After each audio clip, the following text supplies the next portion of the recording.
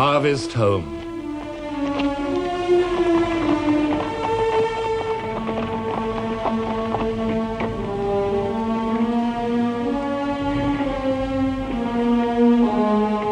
In 1914, the nations of Europe had marched to war while the corn ripened.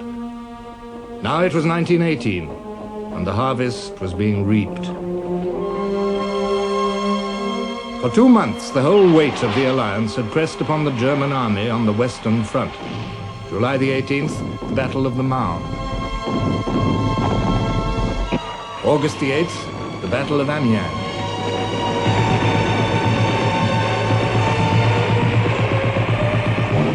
August the 21st, the Battle of Bapaume.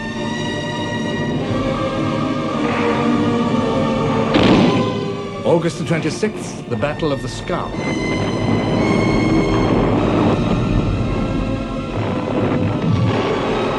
September the 12th, the Battle of Saint-Mihiel.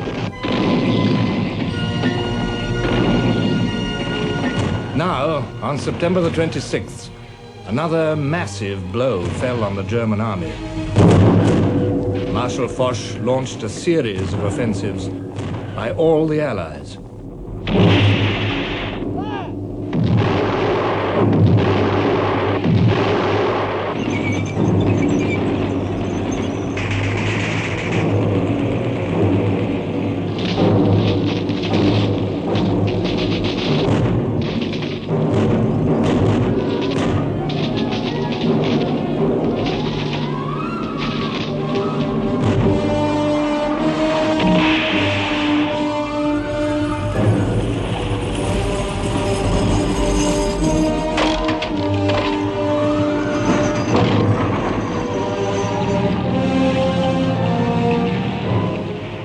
Field Marshal von Hindenburg wrote, "For us, another battle was raging side by side with those in the field.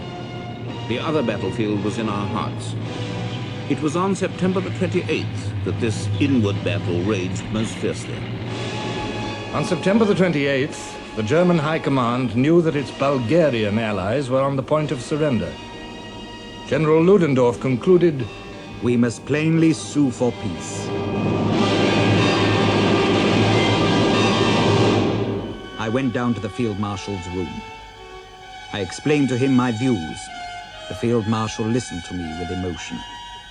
He answered that he had intended to say the same to me. The Field Marshal and I parted with a firm handshake, like men who have buried their dearest hopes.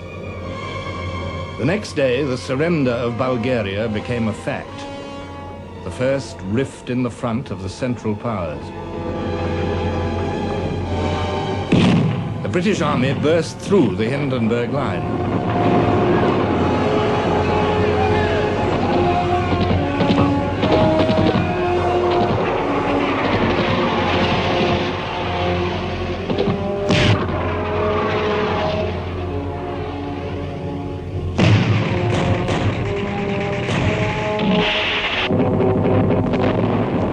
The German government and High Command held a conference at Spa, by one of the war's many ironies, in the Hotel Britannique.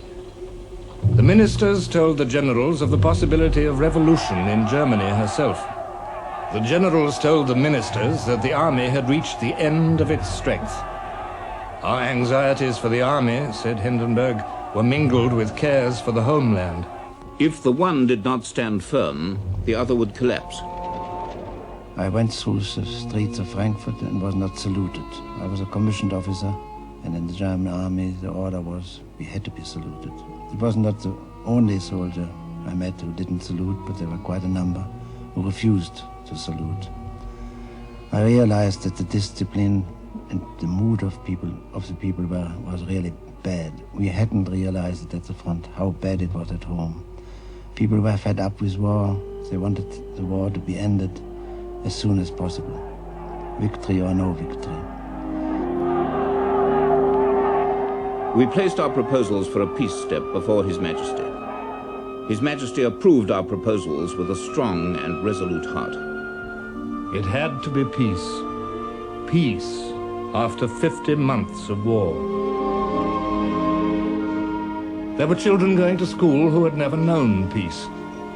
Men had forgotten what peace was like. The very sense of the word had changed. What was peace? Whatever else it might be, it was something very difficult to obtain. The first stage towards peace must evidently be an armistice. There could be no peace while the guns continued to thunder, while the killing went on. But in every country, soldiers and political leaders knew that once the guns fell silent, once the killing did cease, it was inconceivable that the weary, blood-stained armies could ever be made to rise up and fight again. And so, before there could be an armistice, there must be an assurance that it would lead to peace. And after 50 months of hatred and suspicion, how could there be such assurance? The clamor of the guns went on. Despite losses, despite exhaustion, the mood of the Allies in 1918 was implacable. 20% of the French nation had been taken into the armed forces since the war began. Nearly 8 million men. 3.5% of the French nation had been killed. Over 1,300,000 men.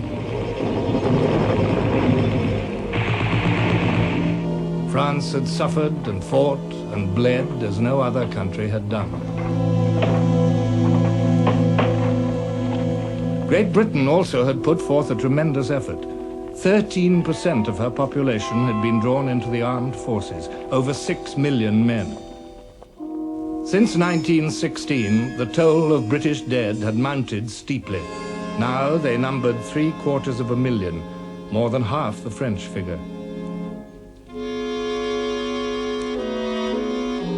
Britain had also lost something that no continental nation had ever possessed, a centuries-old sense of immunity. Over 7.5 million tons of British shipping had been sunk by October 1918. Over 1,000 ships. A blow at Britain's lifelines which struck at every citizen. And every large city now knew that it was a potential war target. Only 1,413 people had actually been killed in air raids, but the enemy in the sky had brought war home to the British people as nothing else could do.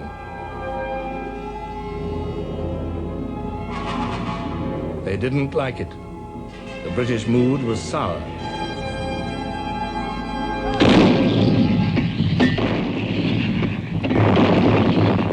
The clamor of the guns continued.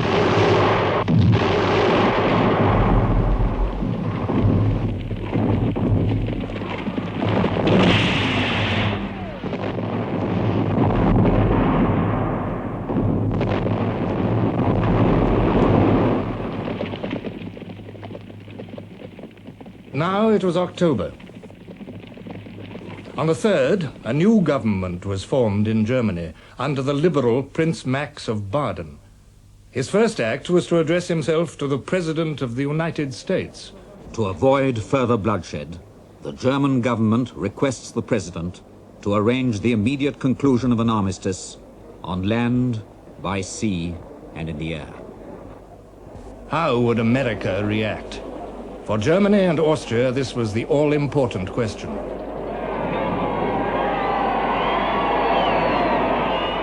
President Woodrow Wilson was the man of the hour.